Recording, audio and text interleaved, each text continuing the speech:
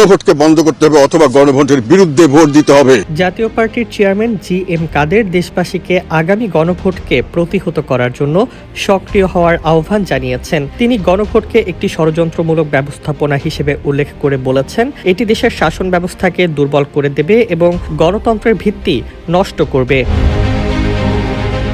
রংপুরে নির্বাচনী প্রচারণার সময় হুমায়ুন মোহাম্মদ এরশাদ কবর জিয়ারত শেষে সাংবাদিকদের সঙ্গে কথা বলতে গিয়ে জি.এম. কাদের বলেন, হ্যাঁ, ভোটে জয়ী হলে দেশের শাসন ব্যবস্থা কার্যত অকার্যকর হয়ে পড়বে। তিনি জানান, সরকার এই গণভোটের মাধ্যমে একটি বিপ্লবী ধরনের শাসন ব্যবস্থা গড়ে তুলতে চায়, যা দেশের সাংবিধানিক কাঠামোর জন্য বিপজ্জনক।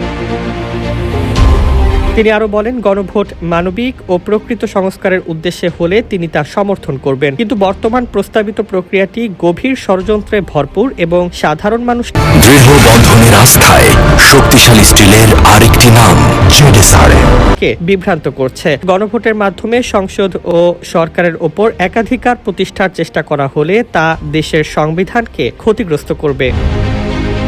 জি.এম. কাদের আশঙ্কা প্রকাশ করেন, হ্যাঁ, ভোটের মাধ্যমে ক্ষমতার অপব্যবহার হলে সংসদ কার্যত জনগণের প্রতিনিধিত্ব হারাবে এবং নতুন সরকার জনগণের প্রতি দায়বদ্ধ থাকবে না। তাই তিনি জনগণকে সতর্ক ও সচেতন থাকার আহ্বান জানান। এর মধ্য দিয়ে গণভোট নিয়ে চলমান বিতর্ক এবং রাজনৈতিক উত্তেজনা নতুন মাত্রা পেয়েছে। ডেস্ক রিপোর্ট, জয় জয় দিন।